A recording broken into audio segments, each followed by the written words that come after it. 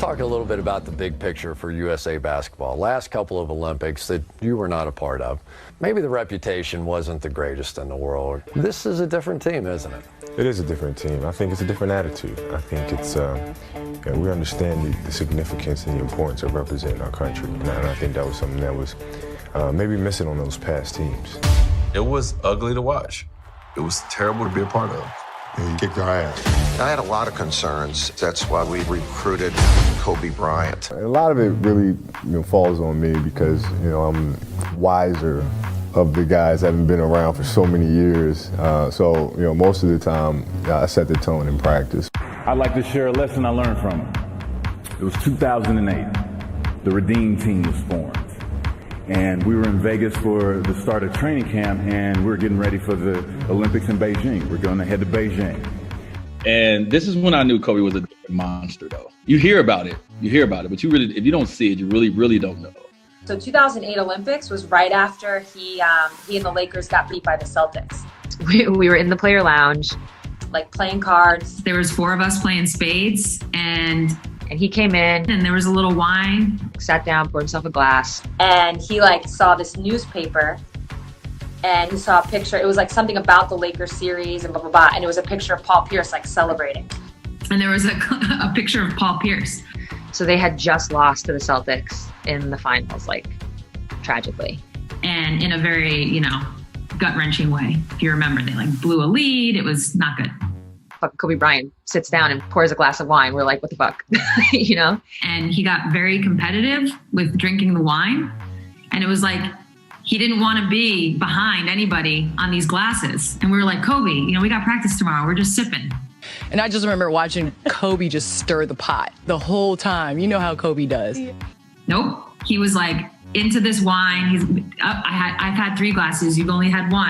And I was like, that's because I'm small. And he literally, he didn't say a word. He didn't say anything, but we saw him, take the paper. He started cutting out the Paul Pierce picture. Ripped out this picture. He, folded it up and he put it in his pocket. And he was like, it's motivation for next year. But, dead ass serious. And we were like, okay. And then he proceeded to, chug his wine, pour another glass, chug it, pour the third. And he was, basically, he looks over and he's like, now I'm 1 ahead of you guys. We were like, okay. And again, it was just this glimpse into how he worked, how he functioned. I was like, oh, that's what, that's who he is. That's what this is. This is who Kobe Bryant is. It was funny. We were in the Olympics, right? Yeah, when we were starting to build a culture at USA Basketball, he, Chauncey Billups, and Jason Kidd were added to add veteran leadership. Coach K did a great job of preparing us, of getting us ready. Coach K, I really want to say Coach K led the charge on that one because he knew the moment and how serious it was. But at the same time, we had the group of guys we had, you didn't have to really worry about that, with LeBron, with Kobe, with D-Wade. Carmelo and, those guys were great guys. Me and Cole became very close. The one that I'm closest to from the team. I look at him as a brother. Bruh, he pulled me to the side in the Olympics and said, you're a bad motherfucker. Like that, you know what I'm saying? Because he knew what it was already. So for me as a young player, 4 years in the league at that time, is nothing, you want nothing more than somebody like that to come to the like, oh, you're a bad motherfucker, you know what I'm saying? That was respect. So when he did that, I knew it took a lot out of him to tell me some shit like that. Yeah. So I took that and I built on that. And I thought the world of him prior to my experience with him, then playing with him, even more so. He just works extremely hard, competes. But we became close on some disrespectful shit, going at your neck. He going at your neck, he's saying shit to you, elbowing you. I had my braids back then too, so he touching my hair. I'm like, y'all don't, what the fuck are you doing? Yo, don't touch my hair, you know what I'm saying? Don't touch me no more, dog. Last summer, he was the butt of a lot of jokes. And he's smirking and, he doing his little shit, elbows. He come back, elbow me, I come back, elbow him. He's gonna be physical with you, he's gonna try to wear you down. He laughing, talking about that's all you got. You know what I'm saying? It was just pushing your buttons. Pushing my button to see if I was where I was gonna stand at. I was just listening. I was just trying to soak everything up I could. You know, and I remember one thing that he said, he was like, if you want to try to be, you know, great at it or want to be one of the greats, you got to put the work in. You know, there's no substitution to work. And so we get into a city, one of the cities very late, and immediately we all go to the gym. You know, all my guys, it's Melo, it's B, it's Bron, it's Kobe. Like, we all go to the gym, we all get our work in. It's real late. And so after we get done getting our work in, me and my guys, we say, hey, like, let's meet for breakfast in the morning. And I wanted to establish myself as a young leader on the team by waking up bright and early. Like, if you can't sleep, whoever first one wake up, hit us up, we're gonna go eat. Day one. So the goal was to be the first one at breakfast. And so we probably get like 3 hours of sleep. You can't sleep much when you're traveling across the world, you know, like we were traveling. So I set my alarm.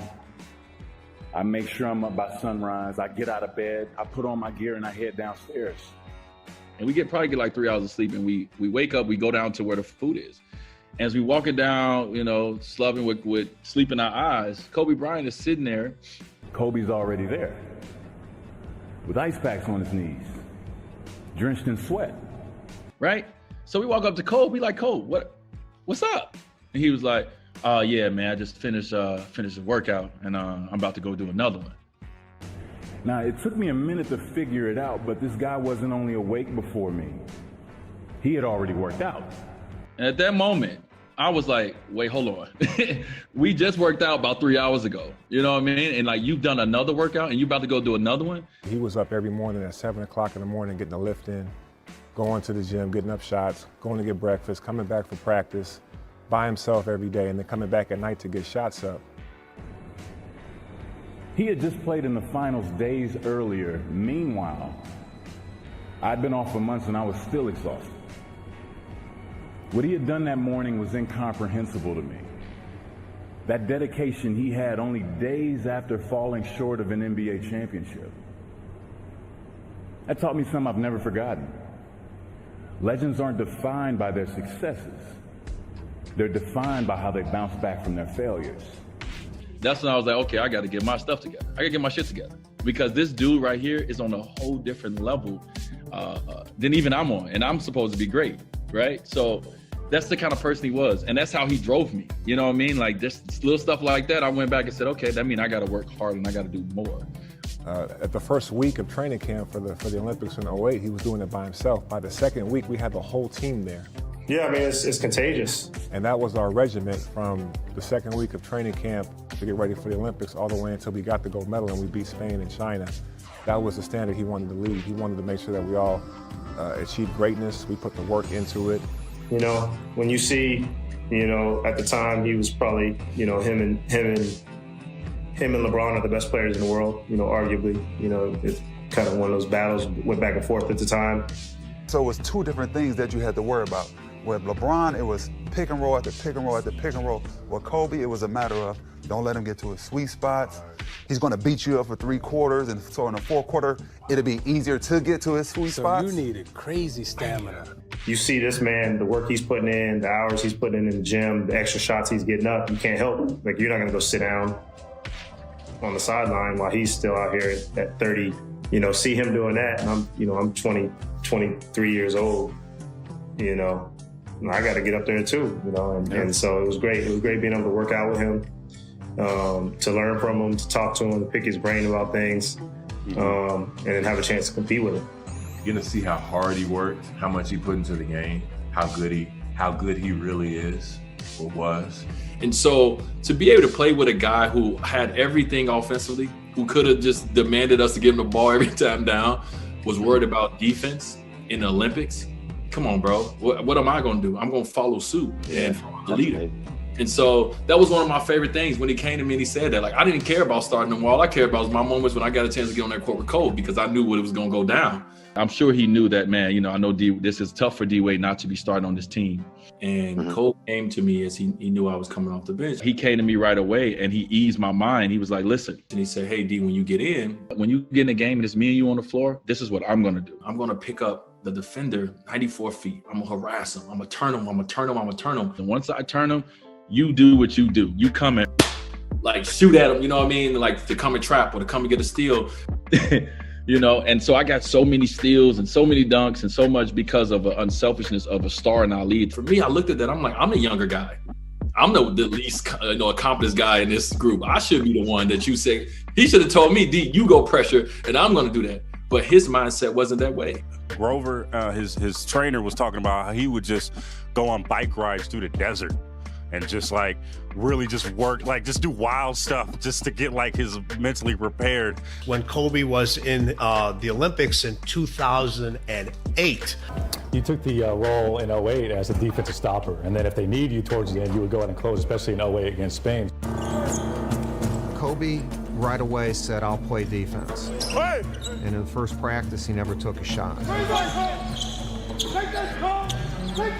All Kobe cared about was defense. All of a sudden, there's a knock on the door. It's 2 days early, and it's Kobe. He said, Coach, can I talk to you for a minute? And I said, certainly. So we went to a private room, and I said, what do you need? He said, I need to ask you a favor.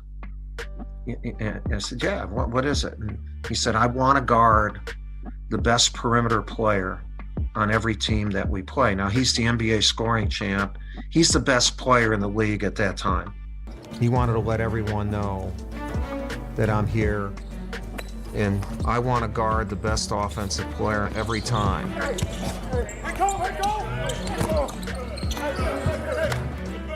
We go and we have a team meeting. In the first practice, he doesn't take a shot.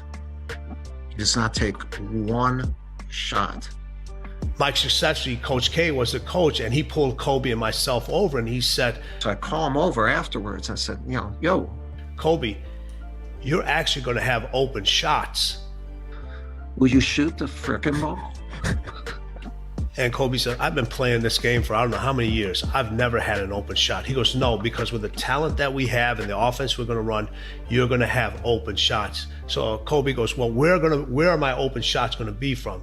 He said, mostly the corners. That's something that I really took the challenge of, because very rarely did he take shots from the corner. And he smiled, he had that smile. And he said from then on, I was the only coach ever to ask him to shoot. And you know what he was doing, JJ? He had this vision of moments. He knew that for us to win the gold medal, we would have to beat Argentina, whether it be in a semis or the gold medal game. And that he wanted to guard Ginobili. Believe me, he already had that figured out. And he was going to prepare to guard Ginobili. It wasn't just to set an example for his team. He had that vision. Crazy.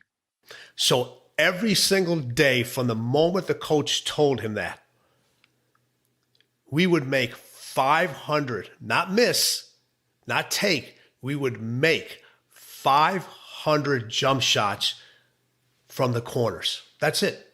Let's not just make the shot because there's a lot of individuals that can make the shot.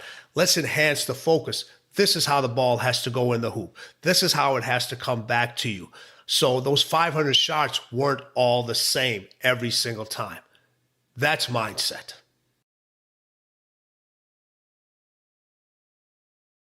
Fans, the defending world champions, we're both undefeated, and this is the game everybody was waiting to see. ¿Y de tu relación con Paul, your Paul's relationship? We're like brothers. We're very, very close, and I'm very happy for him that he's playing well. We're very, very tight, so it's a little tough to compete against him. Right before the game, Kobe came to see me when they came to visit the village. I remember that very clearly and vividly. My big brother came to see me with my teammates, which everyone was like, whoa, Kobe's in our apartment, how cool.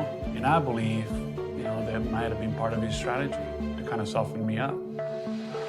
Now it's time for the United States to battle what many feel is their toughest foe in these Olympic Games, Spain. Both teams come in 3-0. They're the two best teams. They're the two gold medal hopefuls. Bob said he's going to set the tone to start the game. And he said, I'm running through Paul's fucking chest. First play of the game, I'm running through Paul Gasol. We was like, what? Man, you tripping. Man, that's your teammate. You tripping. You ain't about to do that. He said, first play of the game, I know what they're going to run. And he knew Powell's going to be the last screen. And he said, I'm running through that motherfucker. I swear the first play of the game.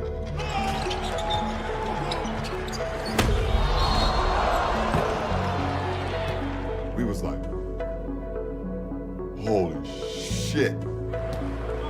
He just went right into the middle of my chest, tried to get right through me to send a message, to not just to me, but to his teammates. Say, hey, this might be my brother. I play with him, we're close, but I don't care about anything else but winning. I'm right there in front of him. It's like, wow. Yo. And he was just like, no, he ain't my teammate right now. Fucking get up. I'm like, I love this energy. This is what we need. It was like he did that to his teammate. Oh my God. It was like, oh, ain't no way. Ain't no way we losing this game. We about to beat the shit out of this man. And so they look for me to really have that poise in those type of situations, not get rattled, not get flustered about it. It is what it is. And so just to kind of keep that composure was part of my job.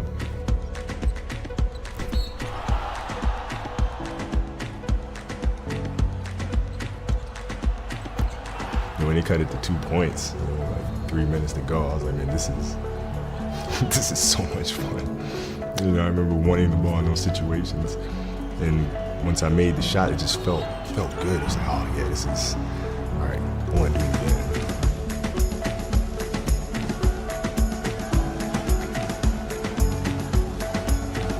It's a different feeling than playing for your country. When you're playing in the NBA, you're playing for a particular city, a particular market. When you're playing for your country, those lines go away. We're all together. We're all playing for USA basketball. And it carries a great honor with it that goes above and beyond winning the NBA championship. That moment is very special.